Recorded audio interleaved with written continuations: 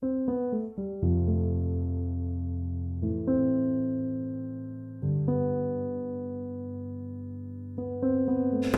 so we're gonna talk about intrusive thoughts, which don't know why I come up with these ideas. They make sense when I come up with them, and then I think, what the hell am I doing? But anyway, hopefully it'll help you. And the reason I want to share about OCD and intrusive thoughts is my own experience of it, really. And as you can see, it hasn't affected me at all as a young adult. As you can see, I'm completely normal. There's nothing wrong with me. Only joking. I was trying to find some young pictures of me, but I couldn't. So I just found them anyway. These are all the kind of things that I struggled with as a kid. I'm going to start maybe in my teens, because I think that's where a lot of my OCD, my intrusive thoughts started. I'm sure every single one of you here can read those things and go, yep, that's us, yep, that's us, yes, that's us.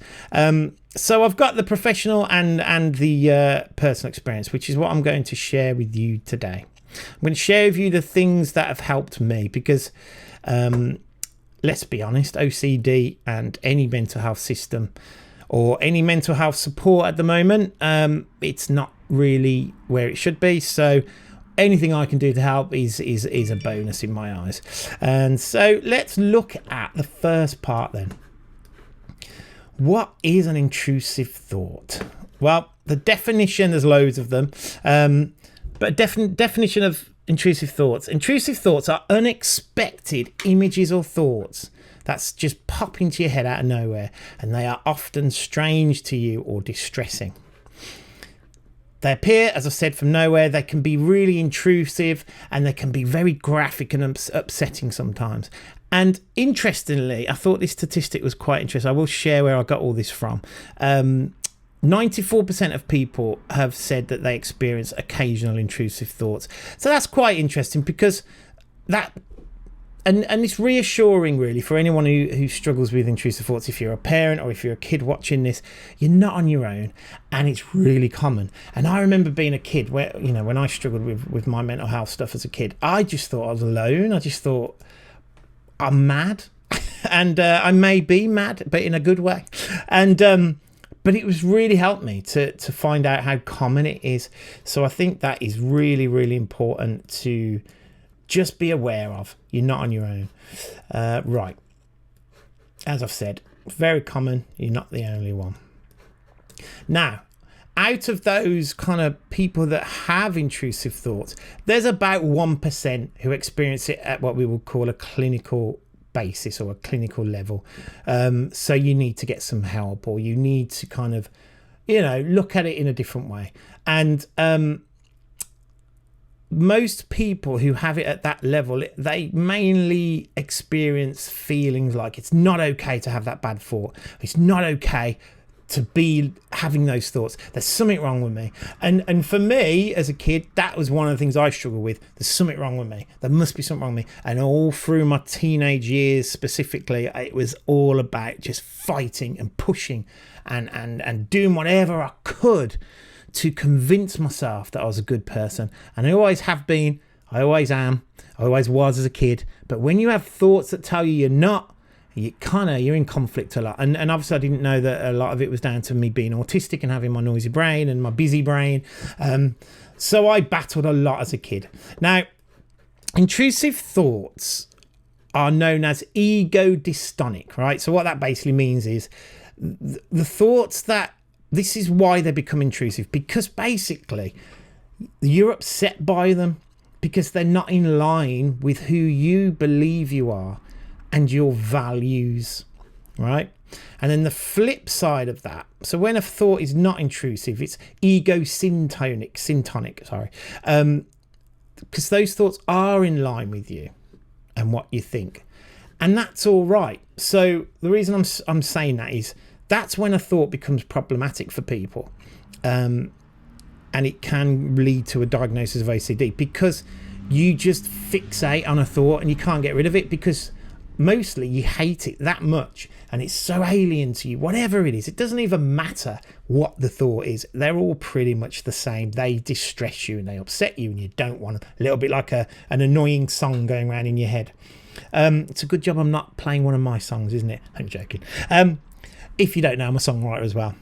Didn't get a record deal, but anyway, I've had coffee on being random. Right, I'm going to swear back to where I was.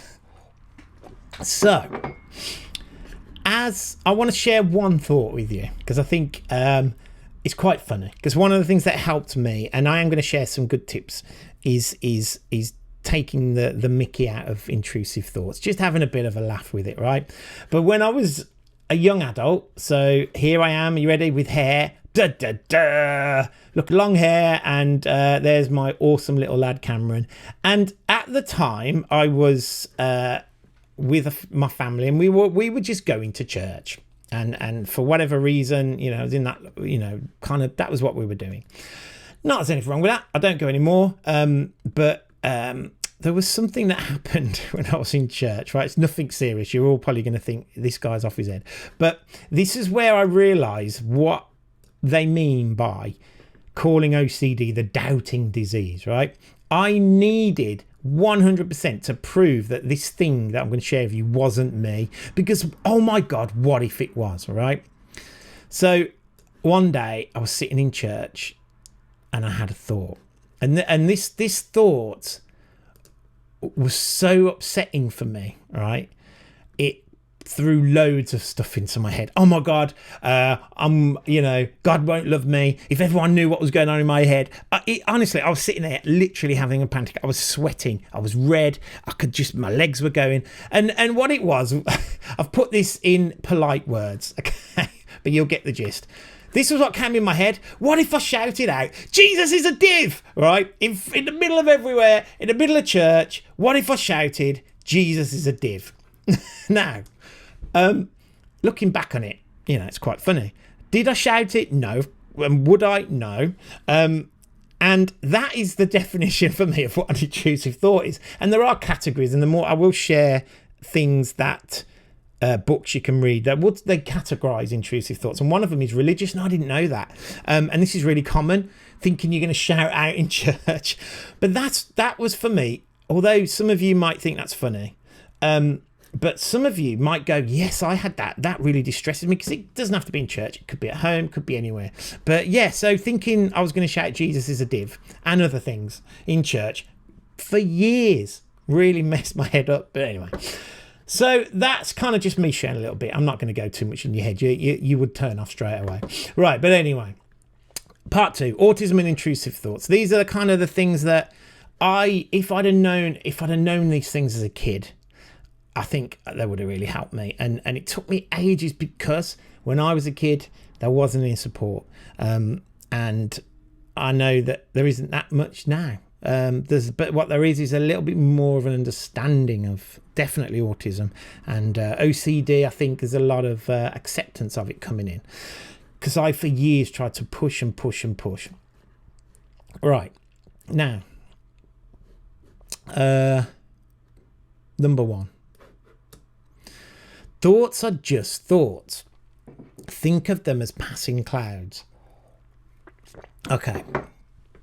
Now, what I mean by this is, right, so here's your brain. And there's your brain, I don't know, reading a book, just getting on with something. And over the top of you, every cloud there is a thought. And the thing is, this really helped me. So if there's anyone here that has got a kid that's struggling, this kind of thing really helped me, because let me ask you this question. I know you can't talk back to me, so it's quite difficult, but can you tell me what your next thought is going to be? And obviously the answer is no, because we don't know. Because what happens is thoughts just appear, and then, interestingly, they'll sit in our brain, we mess around with them, and then they go again. And where do they go? No one knows. Now, I know that's quite kind of like, you might think, well, duh, yeah, of course. But it's really interesting to know that, I think, as the first thing to help you with intrusive thoughts, because they just appeared from nowhere. So what that means is that they're not your fault, and you've got no control over the thought. None of us can control thoughts. Okay. What we can do is learn how to deal with the thought. So imagine you're reading a book, and this has happened to me a lot. So I'm reading, I don't know, doing whatever, watching telly or whatever, and all of a sudden a thought comes into your head and you stop everything because you go, that's weird. What's that? That's not me. Is it me? I don't know. God, that's a really horrible thought. Why do I have that thought? Maybe I'm a bad person. Maybe, oh my God, maybe I am this person that's just going to hurt people. Or maybe I'm someone maybe I am really mad and evil and bad. Whatever, right? And what we do is we lock, they call it brain lock. So what happens is you, instead of letting the clouds just pass, you lock onto that one. And then you just sit there. And I've sat for hours wasting my life ruminating on a thought, going, what the hell is that? And what I'm learning to do now is, no matter what it is, and this is the first bit of advice, whatever the thought is, don't worry about it. It's just a thought. Just go, oh well, that's interesting, and just let it pass, because I guarantee you the next thought will come, and then the next thought, and they all just keep passing. So that's a really good tip. And I'm trying to keep it as simple as I can, because I know some of you probably know this, some of you probably don't. But that's the first one. Try and think of your thoughts as just something that just passes. And then the second thing is allow it to just be. This is something that I struggled with when I was a kid, trying to battle with it, because saying things like, oh, don't think about it, because that's generally the advice I would get from loved ones. Oh, it's fine, just don't think about it. Doesn't work, because they don't go away, because you're fixating on it, even just by talking about it. Now, allowing it to just be, what happens, it's quite profound. They go quicker. Now, if we could revert back to that question that I asked you just about what is your next thought, and you didn't know, a thought would have appeared, but it's gone now, and no one knows where it is. You maybe can recall it back as a memory, but it's quite interesting, isn't it, that actually, if we just let it be what it is, because really it's about just knowing that. So listen, none of this is easy, okay? Especially being autistic and having lots of complicated things that it's developmental, so it goes up and down, up and down. I promise you, I guarantee it, because I experience it, and again, it's only my experience of it. Thoughts can be full on, and then thoughts can be hardly ever, and it's like that all through my life, and that's okay. I'm all right, and that's, I think, something that really helped me, because I stopped trying to get rid of them, because they don't go away, because that's not what they're designed for, which I will share about in a minute. Right. Understanding what the thought means to you. All right. So intrusive thoughts only focus and grab hold of things that are important to you. So if your brain thinks something is not important, it won't have an intrusive thoughts about it.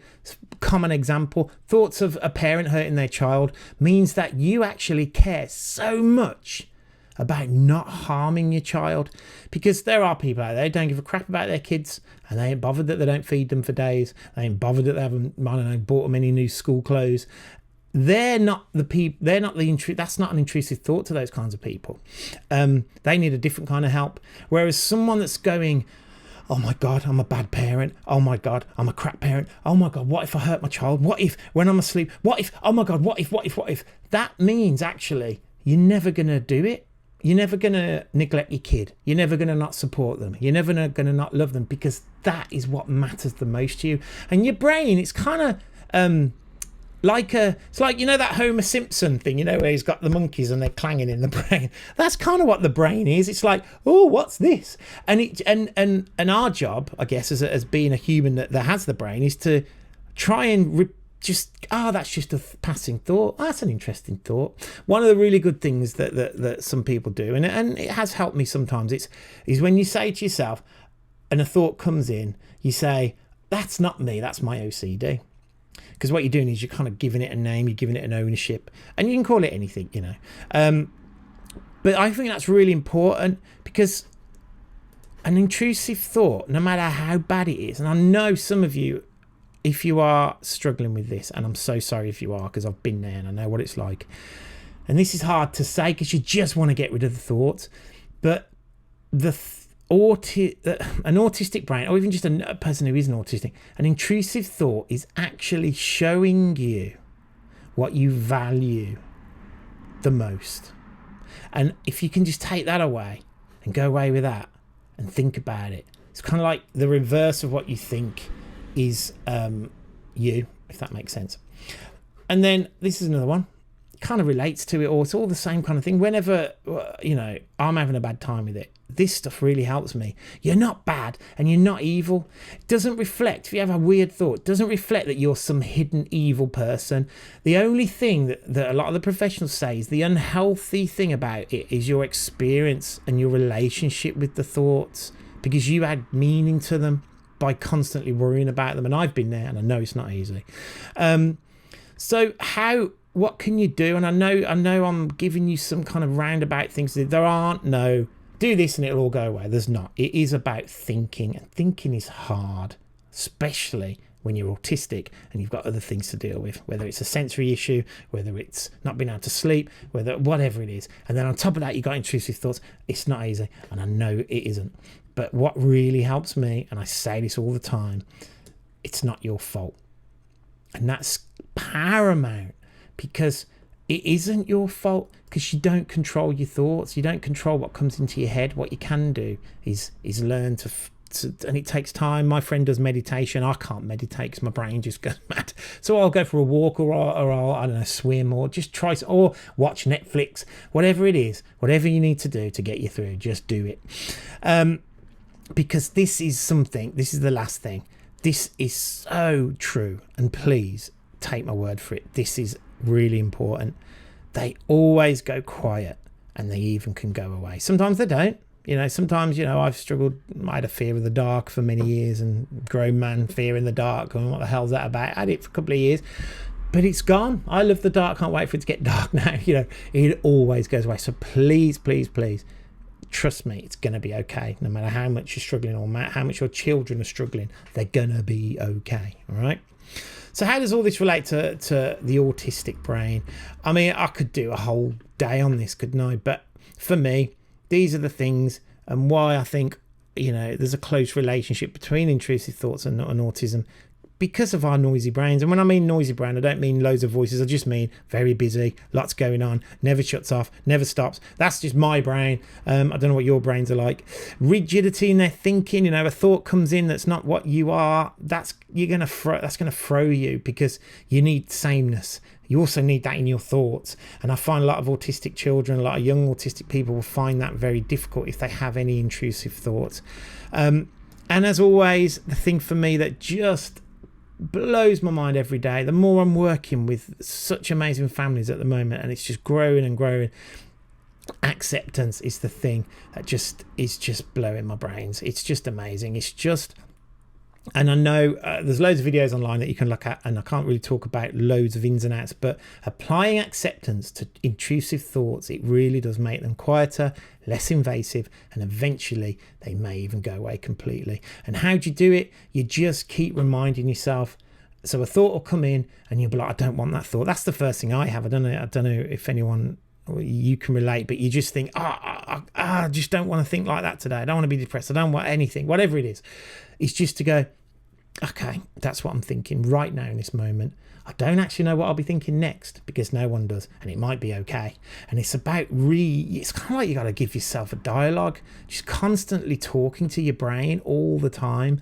And it isn't easy, it really isn't. And maybe, this session will just give you a bit of a, oh yeah, I know that, or oh well, that's something to start with. But that's just kind of my views on all this.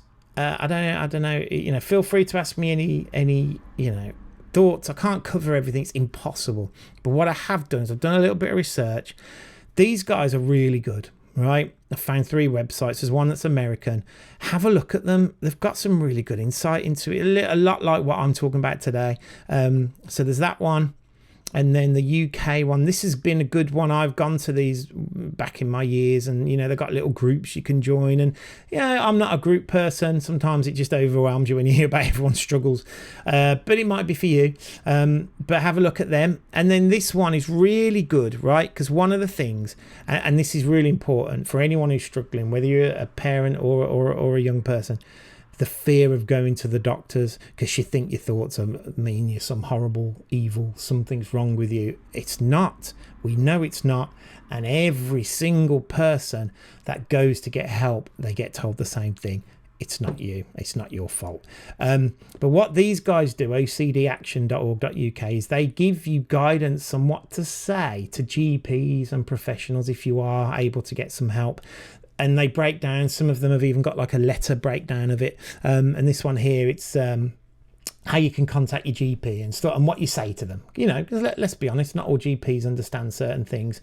But yes, so that's really good. And that's me, really, just in a nutshell.